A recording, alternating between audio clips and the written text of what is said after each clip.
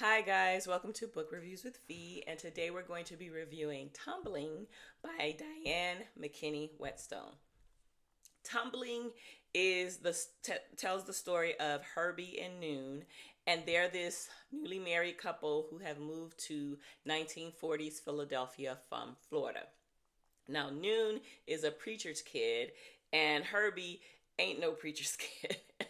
He actually, at the time, was a traveling musician, a drummer, and he played with this group, with this, voluptuous, foxy singer.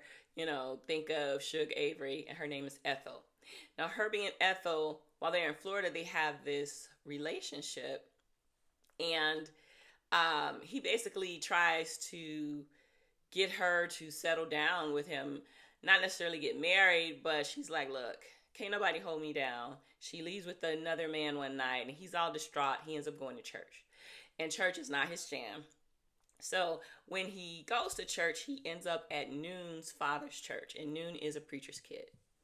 Now, the mom she peeps that Herbie is like really, really into Noon. And the mom, pretty much, she does like a Naomi and Ruth. She's like, look, take him this plate, and when you do, speak softly to him, and then like take him this cobbler. And Herbie ends up staying all day. He stays for the morning service, he stays for lunch and dinner, and then he stays for the night service. So they end up like courting for like a year or something. He gets a job as a red cap, which is like a porter. Um, for the railroad, which is a good job in the 1940s, especially for a black man. So they get married, and I have to say this. So Noon has this secret because her mom made her promise never to tell her husband. And the secret is when she was just like 12, she was kidnapped and SA'd by a group of these spiritualists who R-worded her and also did these rituals with her. As a result, she has scar tissue, and she was told she'd never have children. So the mother really like facilitates this courtship with Herbie because she feels that no local man who knows the story, even though Noon is a beautiful woman now, because she's older and she's a good church going woman, they're not going to marry her because they know this story. So Herbie marries her. They don't consummate the marriage, and Herbie just thinks it's because this is her first time and he's going to be patient with her. They decide to move to Philadelphia, and they move to Philadelphia, and they're living in this picturesque neighborhood. That's actually how the book starts off, with this description of this neighborhood with the barbershop and the church and the bar and these pillar neighbors, teachers, people who really make a neighborhood a neighborhood. They take pride in their land. They, wash the concrete outside of their stores and their steps, and they plant pretty gardens, and they go to church and they sew clothes. So it's really like this idealistic little nook in Philadelphia. Well, the year passes. Noon and Herbie have this anniversary. They have this party. Everything's all good. And he thinks, okay, maybe this is the night we'll consummate the marriage. And they don't. So, he leaves that night to find this woman, Ethel, who he used to sing with, that someone has told him that she is now singing at this bar that they frequent.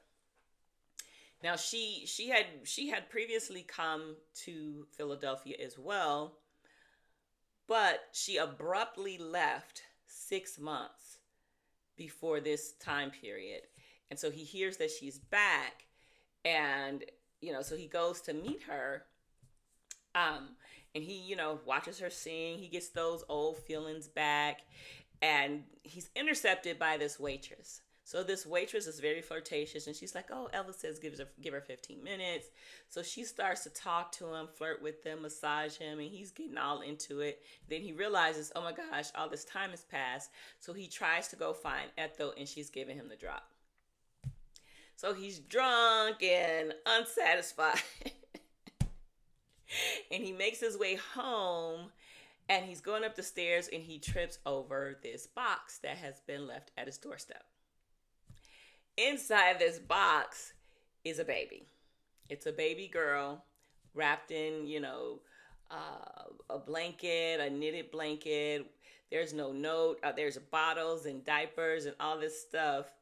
And so he, tells his wife, and his wife for a split second is like, "Now, is this your baby? Like, I know I can't, perform wifely duties, so is this your baby?"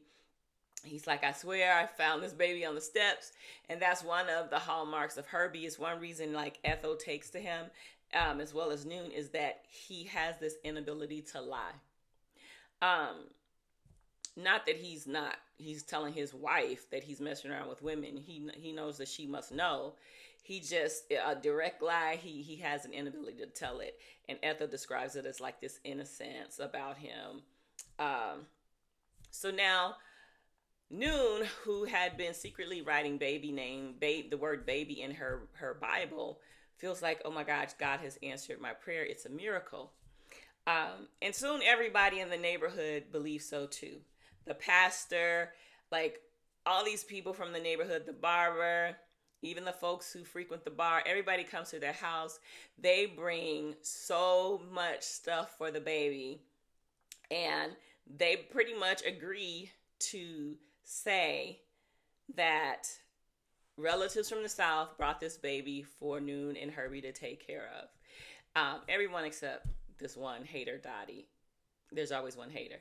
So the pastor was like, "And if you say something, you gonna be damned to hell for all eternity."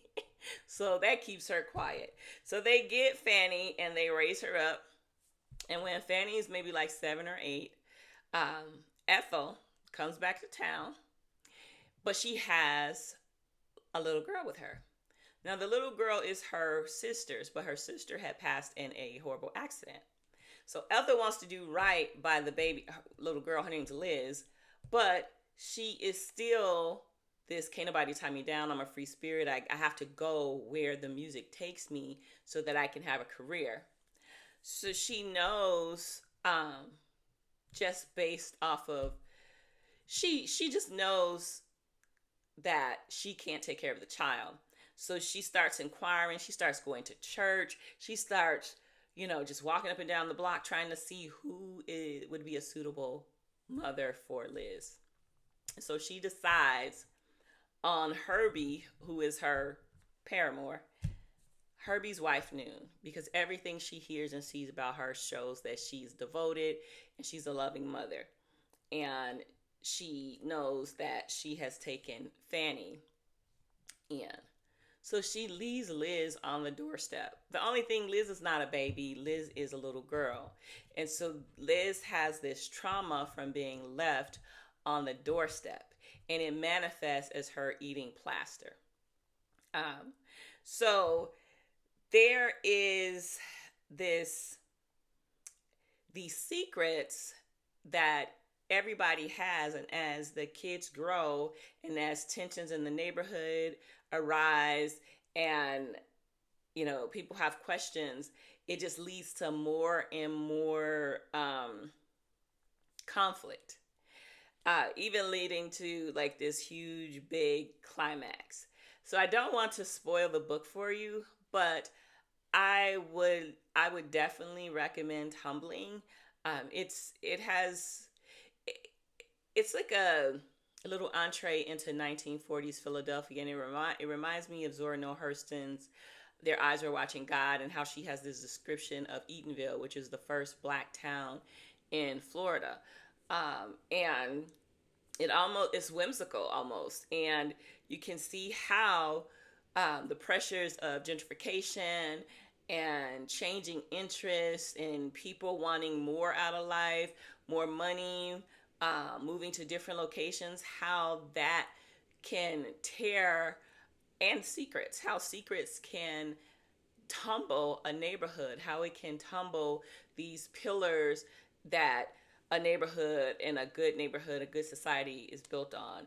Diane Keaton does that very well. So I will recommend it. If you have read Tumbling, please drop a comment. And I have an ask of you. Please share. Please share this video on your Facebook page. Like it and subscribe it. It helps me tremendously. I need to get my subscribers up. So if you can be instrumental in helping me get to my first 100 subscribers, the Lord gonna bless you. He gonna bless you anyway, but please share to your Facebook page. Thank you.